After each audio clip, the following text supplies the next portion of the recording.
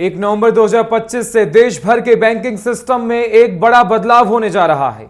सरकार ने banking laws amendment act 2025 के अहम प्रावधानों को लागू करने की घोषणा कर दी है। यह बदलाव खासतौर पर नामांकन नॉमिनेशन रूल से जुड़ा हुआ है, यानी वो नियम जो तय करते हैं कि किसी अकाउंट, डिपॉजिट या लॉकर का हक किसे मिलेगा अगर खाता धारक नहीं रहे।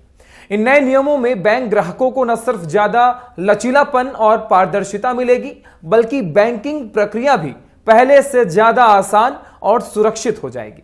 मुख्य हिस्से क्या हैं, आप समझ लीजिए। सबसे पहला बड़ा हिस्सा, एक से ज्यादा नामांकन की सुविधा मिल सकती है। अब बैंक ग्राहकों को अपने अकाउंट या डिपॉजिट में एक नहीं बल्कि 4 लोगों तक को नामांकित कर सकेंगे। यानी अब अगर किसी कारणवश अकाउंट होल्डर का निधन हो जाता है तो क्लेम सेटलमेंट आसान और पारदर्शी तरीके से हो सकेगा। दूसरा, डिपॉजिट अकाउंट के लिए नई व्यवस्था। अब ग्राहक अपनी पसंद के अनुसार सेटलमेंट एक साथ या सक्सेसिव क्रमवार नामांकन कर पाएंगे। यानी आप चाहे तो सभी नामांकित लोगों को एक साथ अधिकार दे सकते हैं या फिर क्रम से पहले एक, उसके बाद दूसरे को। तीसरा सबसे बड़ा, सेफ कस्टडी और लॉकर के लिए नए नियम जो लागू हो जाएंगे।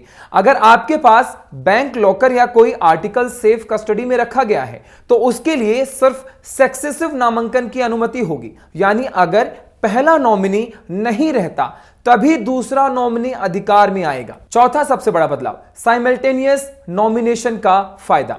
अब ग्राहक 4 नॉमिनी तक तय कर सकते हैं और उनके बीच शेयर प्रतिशत हिस्सेदारी भी साफ साफ लिख सकते हैं। यह सुनिश्चित किया जाएगा कि कुल हिस्सा 100% हो ताकि आगे किसी तरह का विवाद ना खड़ा हो सके। पांचवा सबसे बड़ा बदलाव, सक्सेसिव नॉमिनेशन की सुविधा। इस नियम के तहत अगर पहला नॉमिनी नहीं रहता तो दूसरे नॉमिनी को अधिकार मिलेगा। यह व्यवस्था क्लेम सेटलमेंट में निरंतरता और स्पष्टता लाएगी। छठवां सबसे बड़ा बदलाव, बैंकिंग सिस्टम में पारदर्शिता और एकरूपता। नई व्यवस्था से बैंकिंग सेक्टर में यूनिफॉर्मिटी, ट्रांसपेरेंसी और एफिशिएंसी बढ़ेगी। अब अलग अलग बैंकों में नामांकन की प्रक्रिया एक जैसी होगी, जिससे ग्राहकों को परेशानी नहीं होगी।